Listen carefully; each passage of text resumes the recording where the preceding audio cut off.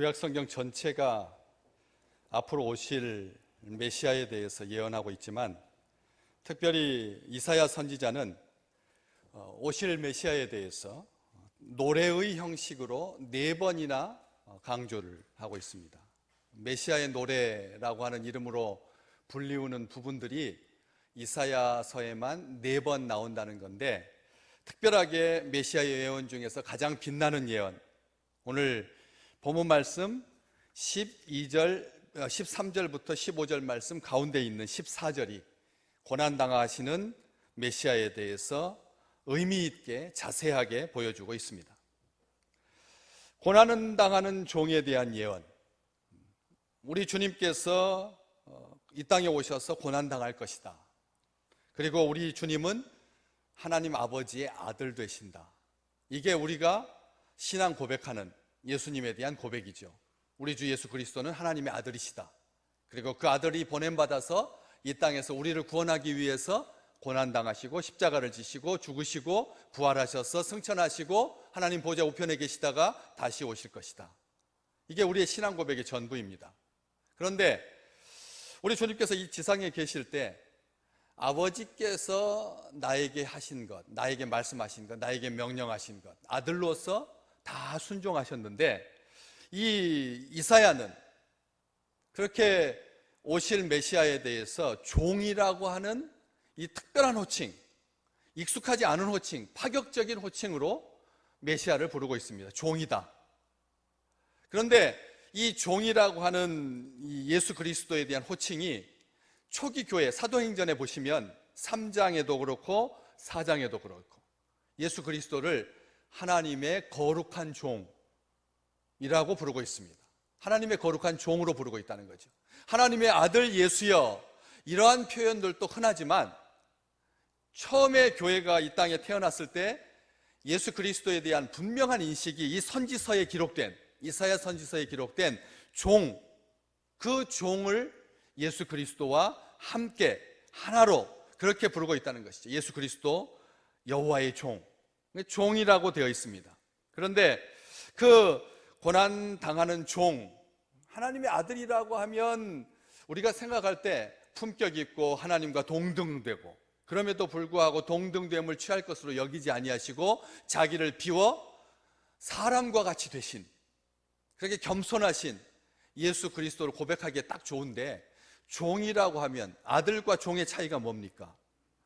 아들은 아버지의 권위를 입고 아버지의 그 존귀한 권세를 행사할 수 있는 그런 존재이지만, 종이라고 하면 자기하고는 혈연적인 관계가 없는, 자기 마음에 맞는 사람을 불러서 자기의 명령을 행하게 하는 그런 자이거든요. 더 객관적인 관계라는 것입니다. 공식적이고 객관적인 관계가 주인과 종의 관계죠. 우리가 생각할 때 아버지 하나님에 대해서 아들로서 온전하게 순종하셨지만 그 순종은 감정적인 차원에서 순종인 거죠.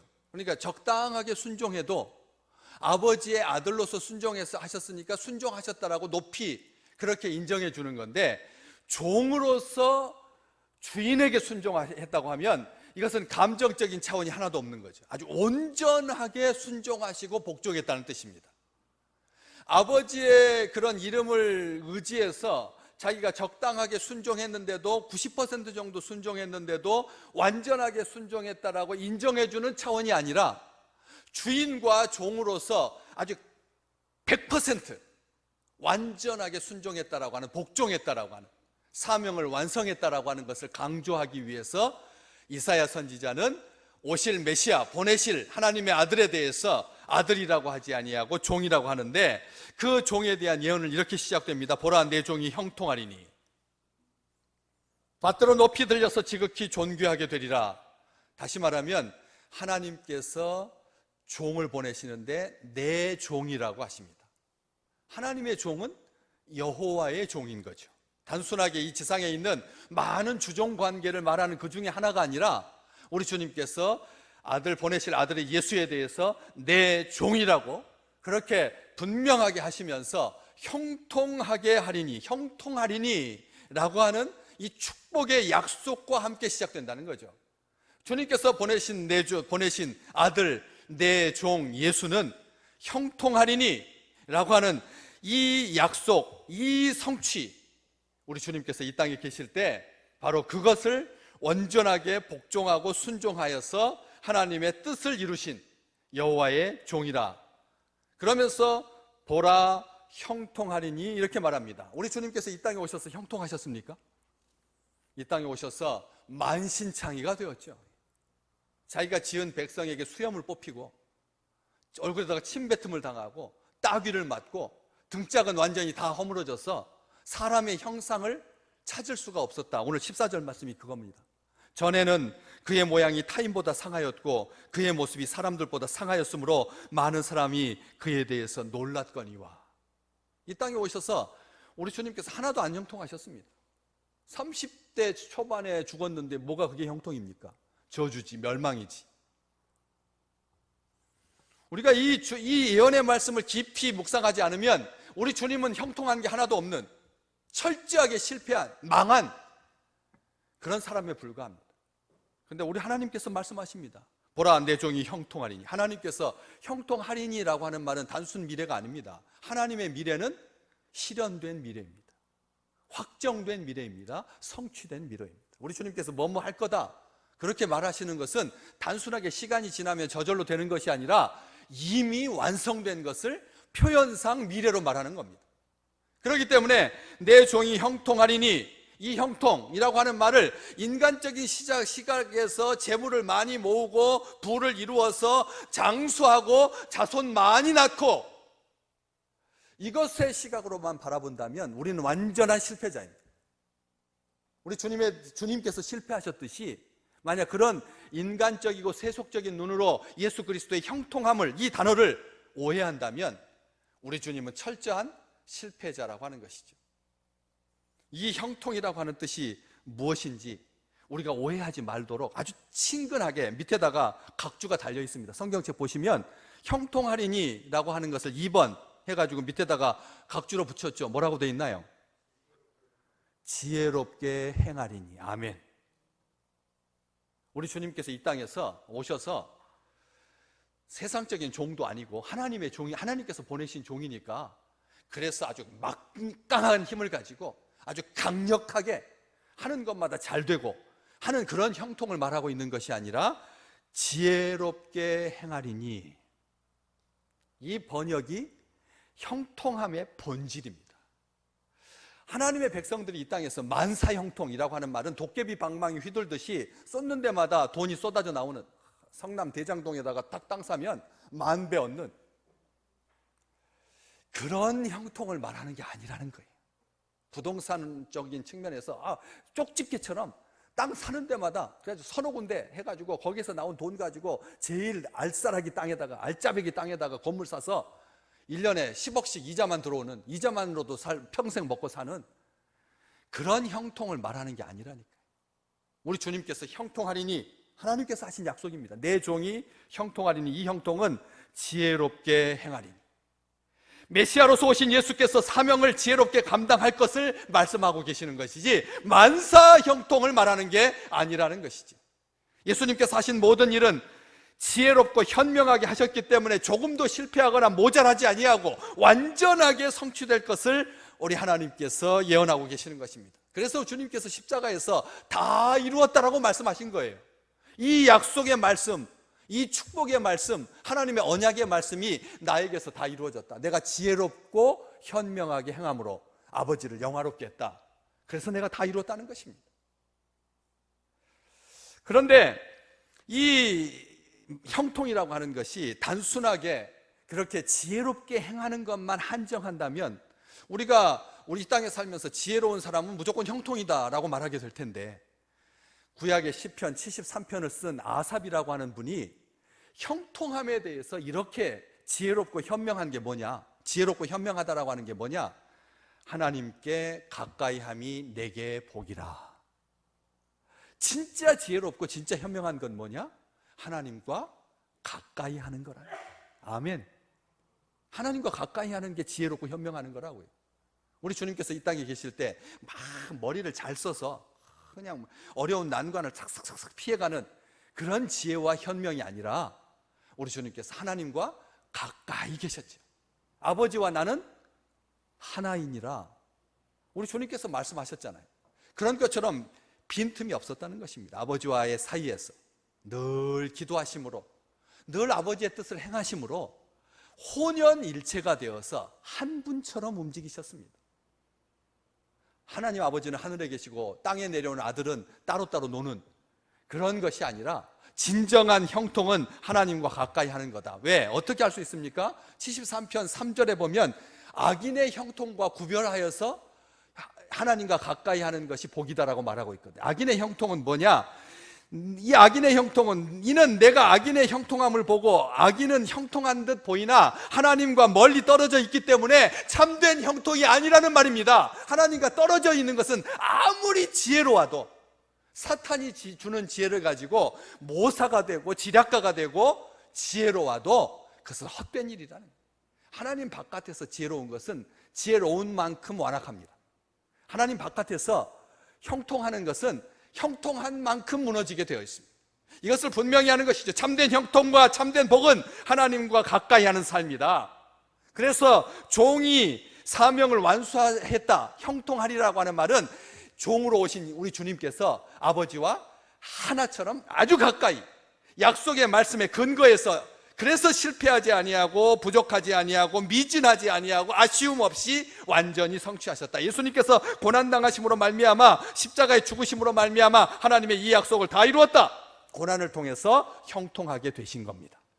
그 14절 말씀이 중심 말씀인 것이죠. 십자가를 통해서 죽음을 정복하고 영광스러운 승리를 우리에게 허락하여 주셨다. 받들어 높이 들려서 지극히 존귀하게 되리라. 형통한 것에 대한 설명입니다. 받들어 높이 들려서 지극히 존귀하게 되는 것, 여기에 세 가지 동사가 나옵니다. 동사 보시면 받들다, 높이 들리다, 지극히 존귀하게 되다, 이렇게 세 가지 동사가 나오죠. 그런데 우리 성경에 이렇게 쭉 번역된 것을 보면 받들어 높이 들려서 지극히 존귀하게 되리라, 다 같이 그 말인 것 같습니다. 우리 주님께서 형통하게 될 텐데, 하나님께서 그를 높여주셔서 지극히 존귀하게 될 텐데, 수동적은 계속 높임을 들림을 받고 지극히 존귀함 받게 되는, 받들어 올려지는, 우리 주님께서 이 땅에서 존귀하게 되는 것은 철저하게 아버지 하나님께서 하신 일, 이렇게 하나님적인 측면에서 그렇게 바라보기 쉬운데, 원래 히브리어 이 동사의 뜻이 사랑하다 하면, 사랑하다라고 하면 그냥 우리 한국말처럼 누가 누구를 사랑하는지 모르는 사랑하다 동사만 의미하지 않잖아요. 히브리어의 동사는 그게 누가 누구를 사랑했는지가 들어있어요. 언제 얼만큼 사랑했는지가 그 속에 다 들어있어요. 그러니까 히브리어 동사는 굉장히 폭이 깊고 큰 것입니다. 히브리어 동사에서 받들다라고 하는 이 말은 그가 일어날 것이라는 뜻입니다. 그가 일어날 것이다. 예수 그리스도가 보내신 받은 메시아가 일어날 것이다. 그가 일어날 것이다 라는 뜻입니다.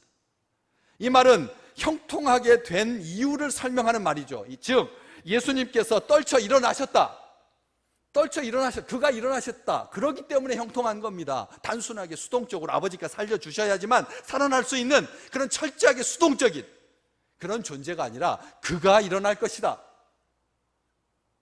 능동태입니다. 수동태가 아니라 능동태라니까요. 두 번째 동사 높이 들리다, 이 말도, 이 높이 들리다라고 하는 말이 그가 자신을 일으킬 것이다. 앞에 받들다도 그가 일어날 것이다, 높이 들리다도 그가 자신을 일으킬 것이다. 어때요? 같은 말입니다.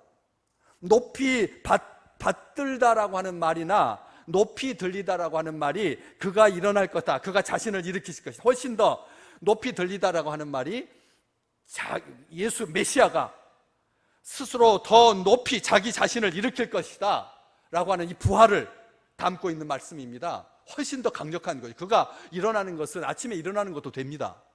어떤 의분을 가지고 악과 싸우기 위해서 발기하는 것, 일어나는 것, 이것도 일어나는 것이지만 그가 자신을 일으키실 것이다 라고 하는 말은 자기를 부활하게 하는, 자기를 소생하게 하는, 자기 생명을 완전하게 하시는 영원한 그런 능력 있는 그런 단어이거든요. 마지막으로 존귀하게 되리라도 그가 지극히 존귀하게 되리라입니다. 그가 지극히라고 하는 말이 들어가 있는 거예요. 그냥 존귀하게 되는 것, 우리 세상 사람들이 생각하는 것처럼 아주 귀하게 여김받는 것, 이 정도가 아니라 완전하게 능동적으로 자신을 위하여 그 일을 주도하셨다. 존귀하게 되, 그가 지극히 존귀하게 되리라.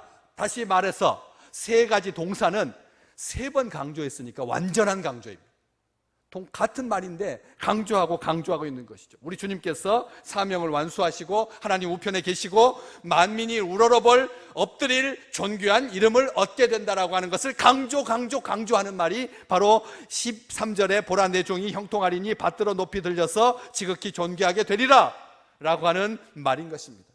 바울은 그래서 빌립보서 2장 9절에서 11절에 이러므로 하나님이 그를 지극히 높여 모든 이름에 뛰어난 이름을 주사 하늘에 있는 자들과 땅에 있는 자들과 땅 아래에 있는 자들로 모든 무릎을 예수의 이름에 꿇게 하셨다. 모든 입으로 예수 그리스도를 주라 시인하여 하나님 아버지께 영광을 돌리게 하셨다.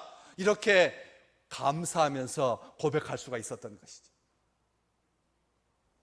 그가 이 땅에 높임 받기 위해서 14절에 있는 말씀처럼 고난을 당하신 것입니다. 이게 형통의 13절의 형통함은 완전한 그 형통을 말하는 것이고 그 형통을 이루기 위해서 이 땅에 오신 것입니다. 하나님의 약속을 이루기 위해서 이 땅에 오신 것입니다. 죄를 대신 지기 위해서 오신 겁니다. 이것을 대리적 고난을 통해서 자신의 사명을 완수했다라고 하는 말로 설명할 수가 있는 것이죠. 그냥 자기가 잘못해서 당하는 고난은 그냥 고난입니다. 또 자기가 잘못하지 않았는데도 이유 없이 애매하게 당하는 고난도 있습니다. 그러나 우리 주님께서 당하신 고난은 이유 있는 고난인데 자기 때문에가 아니라 우리 때문에 당하신 고난이기 때문에 대리적인 고난인 것이죠. 그 대리적 고난을 당하기 위해서 이 땅에 오셨습니다. 자기 백성을 위해서 당하신 고난 당하는 것, 그것이 인간이 된 이유셨습니다. 주께서 고난을 당해서 자기 백성의 죄악을 담당하시고 죄에 대한 하나님의 진노를 만족시킨 사건을 이 이사야서 52장 14절은 잘 보여준다는 거죠. 참 귀한 말씀입니다. 예언의 말씀인 것이죠. 구속사의 모든 희망, 모든 소원은 바로 이 14절 말씀에 근거하고 있는 것입니다. 구속사의 모든 염원, 죄에 속박된 피조 세계가 가지고 있던 모든 탄식, 절망, 이것을 일순간에 예수 그리스도의 고난을 통해서 안식과 희망으로 바꾸어 주셨습니다. 소망이 되게 하셨습니다. 그분의 고난은 더할 나위 없이 수치스럽고 끔찍했지만 세상을 바꾸어 놓았을 뿐만 아니라 죄로 말미암아 영원히 멸망할 수밖에 없는 인간의 비참한 운명을 완전하게 바꾸는 놀라운 축복을 우리에게 가져다 주었죠. 그렇기 때문에 14절 말씀은 뒤에 이어지는 53장 너무나 잘 아는, 그는 멸시를 받아서 사람들에게 버림받았으며 간고를 많이 겪었으며 질고를 아는 자라, 마치 사람들이 그에게서 얼굴을 가리우는 것 같이 멸시를 당하였고 우리도 그를 귀하게 여기지 아니하였다. 너무나 잘 아는 말씀. 그는 실로 우리의 질고를 지고 우리의 슬픔을 당하였거늘 우리는 하기를 그는 징벌을 받아서 하나님께 맞으며 고난을 당한다 하였노라. 그가 찔림은 우리의 허물 때문이요 그가 상함은 우리의 죄악 때문이고 그가 징계를 받음으로 우리는 평화를 누리고 그가 채찍에 맞음으로 우리는 나음을 입었도다. 사순절마다 암송하는 익숙한 유명한 그런 노래와 비교해 봤을 때 오늘 14절 말씀은 굉장히 빈약하고 얇은 것 같아도 그 깊이가 천하의 바다보다도 더 깊다는 것이죠. 우리 이것을 기억하셔야 됩니다. 이사야는 고난받는 종이 겪게 될 고통을 이렇게 표현하고 있죠. 14절 말씀, 전에는 그의 모양이 타인보다 상하였고 그의 모습이 사람들보다 상하였으므로 많은 사람이 그에 대해서 놀랐거니와. 이렇게 당하실 고난에 대해서 예언하고 있는데 별로 실감이 안 난다는 거예요. 53장에 비교해 봤을 때 53장은 막 채찍도 나오고 갈퀴도 나오고 멸시도 나오고 징계도 나오니까 우리 주님께서 고난 받으신 모습을 뼈저리게 느낄 수 있는 아주 참혹한 고통이었다라고 그렇게 알 수가 있는데 오늘 14절 말씀은 그가 타인보다 좀 상했고 그의 모습이 사람들보다 상해서 많은 사람들이 그에 대해서 놀랐다. 이게 무슨 대단한 것도 아닌데, 그런데 실감나 보이지는 않지만 이것을 똑같이 번역하고 있는 우리말 성경에 요 14절을 어떻게 번역했는지 제가 읽어드리겠습니다. 전에는 그의 몰골이 사람이라 할 수 없을 만큼 엉망이고 그의 풍채도 사람의 모습이 아니어서 많은 사람들이 그를 보고 놀랐지만, 이렇게 번역을 해놨습니다. 그의 몰골이 사람이라 할 수 없을 만큼 엉망이었다. 그의 풍채도 사람의 모습이 아니어서 많은 사람들이 그를 보고 놀랐다. 이 정도로 되어 있는데 이것도 좀 약한 느낌이 들죠. 그래서 공동 번역 개정판, 공동 번역 성경, 옛날에 예수 잘 믿는다라는 사람 치고 안 갖고 다니는 사람이 없을 만큼, 신학교에 다닌다라고 하면 공동 번역 성경을 하나쯤 들고 있어야, 왜? 카톨릭하고 우리 개혁교회하고 같이 번역한 거니까. 카톨릭 사람들하고 우리 개신교하고 같이 번역한 공동 번역은 다 하나씩 갖고 계시, 집에 아마 있으신 분들도 많을 겁니다. 그런데 그거 번역 다음 버전 공동 번역 개정판입니다. 제가 14절을 읽어드리겠습니다. 무리가 그를 보고 기막혀 했었지. 그의 몰골은 망가져 사람이라고 할 수가 없었고 인간의 모습은 찾아볼 수가 없었다. 이렇게 번역되어 있습니다. 어떠십니까? 무리가 그를 보고 기막혀 했다. 그의 몰골은 망가져서 사람이라고 할 수가 없었다. 인간의 모습은 찾아볼 수가 없었다. 놀라는 것을 놀랍게 여기지 않는 시대입니다. 우리가 아시잖아요. 바깥에 있는 사람들은 우리나라가 무슨 이렇게 북한에서 미사일을 쏠 때마다 꼭 다음날 전쟁 터져서 핵 전쟁이 일어나가지고 딱 이 지구상에서 없어져 버릴, 그냥 딱 숟가락으로 뜨듯이 아이스크림 그 부분을 떠내듯이 핵폭탄 터져가지고 요 한반도가 딱 없어져가지고 이 지구 바다로 밑으로 딱 가라앉을 것처럼 굉장히 위기의식을 가지는데, 우리는 북한에서 12발을 쏴도 요즘은 별로 안 놀랍니다. 어디서 그렇게 믿는 구석이 있는지 우리 스스로는 놀라지 않는, 별로 안 놀라는 그런 특징을 가지고 있는데, 성경에서 이 놀랐다라고 하는 표현이 얼마나 놀라운지 에스겔서 27장 35절 말씀, 거기에 보시면 섬들의 거민들이 한때 교만했던 두로가 엄청난 하나님의 응징을 받아서 멸망할 것을 보고 놀랐다, 이렇게 기록하고 있거든요. 27절 35절, 섬의 주민들이 너로 말미암아, 너는 두로입니다, 두로의 멸망으로 말미암아 놀라고, 정말 아주 간단하게 써져 있죠. 너로 말미암아 놀란다. 두로가 평상시 아주 교만하고 방자하게 행해서, 그래서 두로라고 하는 지역이 이스라엘 바로 위쪽 머리 쪽에 있거든요. 해안가에. 그 두로가 그냥 얼마나 이스라엘 백성들을 압제하고 귀찮게 굴고 힘들게 했던지, 지중해로 못 나가게 딱 틀어막고 나가는 것마다 해적질해가지고 다 불사르고 자기 물건 뺏어가는 그런 아주 악한 그런 나라였는데, 에스겔 선지자를 통해서 하나님께서 심판하셔가지고 멸망하게 될 텐데 너로 말미암아 놀라고 왕들이 심히 두려워하여 얼굴에 근심이 가득하도다, 이 정도로 예언되어 있다는 것이죠. 그러니까 한 줄로 되어 있지만 이 속에는 하나님의 응징, 하나님의 진노, 하나님의 심판 때문에 이 주변에 있는 나라들이 정말 경악을 금치 못한다 라고 하는 예언인데, 놀랐거니와 15절에도 놀라게 할 것이며 똑같이 나옵니다. 그런데 이 15절에 놀라게 한다, 누가? 그거는 누구입니까? 13절에 보라 내 종이, 내가 보낼 내 종 메시아가 누구를 놀라게 할 것이다고요? 나라들을 놀라게 할 거다 했으니, 여러분, 사람을 놀라게 하는 게 아니라 나라들을 놀라게 했으니까 얼마나 깜짝 놀라. 우리 주님으로 말미암아 우리 주님께서 놀라게 하는, 그냥 까꿍하는 놀람이 아닙니다. 나라가 놀랄 만큼, 이 나라와 민족이, 밑에 보시면 열방이라고 되어 있으니까 열방이 놀랄 만큼, 그런데 놀라게 할 것이다 라고 하는 그 예언의 말씀을 그냥 단순하게 그렇게 경악을 금치 못하게 하는 하나님의 심판을 실현함으로 말미암아 주변에 있는 사람들이, 왕의 마음들이, 심장이 녹더라, 그 정도의 놀람이 아니라, 아예 번역을 각주에 보시면 뭐라고 되어 있죠? 한번 보시죠.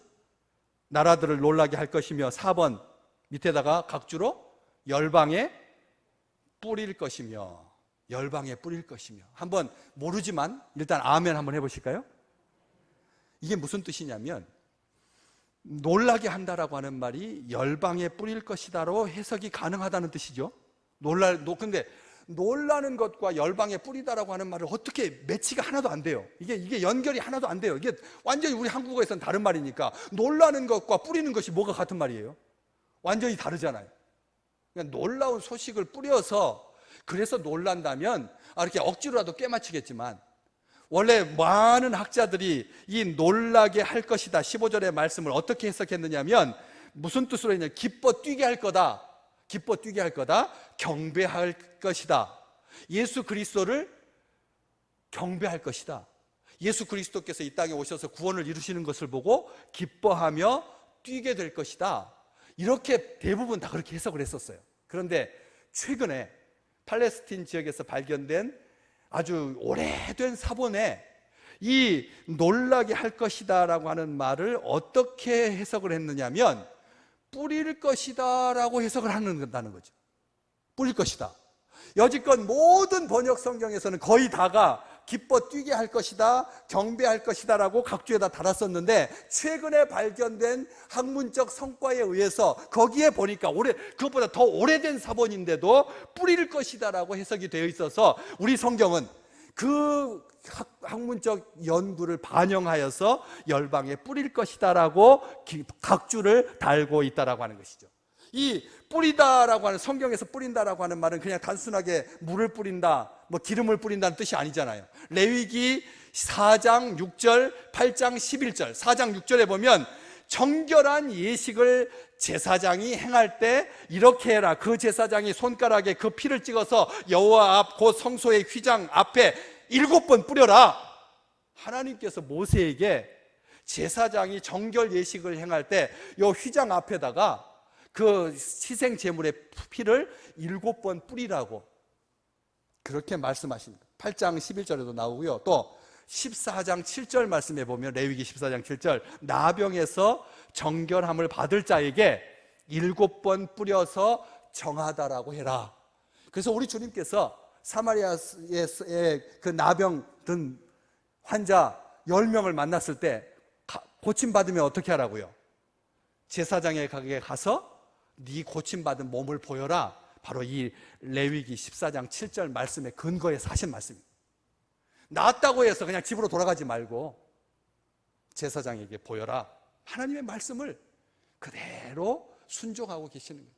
다시 말하면 정결 예식에서 피를 뿌리는 자는 제사장이고, 그래서 내 종이 어떤 사역을 할 것이다? 제사장의 사역을 할 것이라는 것입니다. 제사장의 사역. 그래서 우리 주님께서 십자가에서 남김없이 피를 다 쏟으셨잖아요. 겟세마네 동산에서 물과 피를 다 쏟으셨잖아요. 그래서 그 피를 뿌려서 어떻게 됐다고요? 우리를 정하게 하셨다, 거룩하게 하셨다는 거예요. 죄를 속하게 하셨다라고 하는 말씀입니다. 이 말씀 때문에 그런 겁니다. 15절에 있는 말씀, 그래서 우리 주님께서 이 제사장의 사역을 감당하시면서 흘렸던 그 피가 자기 피로, 다른 짐승의 피도 아니고 자기 피로 우리를 정결하게 하셨으니 그 고난이 얼마나 아름다운 거냐, 얼마나 복된 일이냐. 많은 무리에게 전적으로 부정한 자로 여김받았던 우리 주님, 왜? 십자가에 달린 자는, 나무에 달린 자는 저주받은 자니까, 하나님께 버림받은 자니까 십자가에 달린 예수를 바라보면서 유대인들이, 하나님의 백성들이 예수 그리스도를 부정한 자라고 했는데 그 예수님이 오히려 제사장으로 피를 뿌려서 열방을 정결하게 하셨다. 그런데 한 가지 더 확인해 주는 말이, 십자가에서 우리 주님께서 피 뿌려서 정하게 하신 그 사역이 그 순간만, 바로 그 시점에 있는 그 사람들에게만 해당되는 정결 예식이냐? 아니라는 거죠. 왜? 14절에 전에는 이라고 하는 시간을 나타내는 부사, 전에는, 우리 한국말에서 전에는 이렇게 말했으면 다음번에 15절에서 뭐가 나와야죠? 후에는 이라고 하는 단어가 당연히 나와야 되잖아요. 그런데 우리 성경에는 후에는 이라고 하는 말이 빠져 있습니다. 이제는 이라고 하는 말이 빠져 있습니다. 그런데 우리말 성경 중에, 우리말 성경에서는 여기에다가 15절 앞에다가 이제는 이라고 하는 말을 넣어서 번역을 합니다. 그러니까 눈에는 안 보이지만 우리 한국 사람이라면 전에는 이라고 하는 이 시간적 부사를 통해서 15절에 후에는 그가 나라들을 놀라게 할 것이며 왕들은 그로 말미암아 그들의 입을 봉하리니 너무나 깜짝 놀라서 자기의 입을 다물게 될 것이니 이는 그들이 아직 그들에게 전파되지 아니한 것을 볼 것이요, 하나님의 나라를, 이 속에 감춰져 있는 이 비밀을 깨닫게 될 것이다. 아직 듣지 못한 것을 깨달을 것입니다.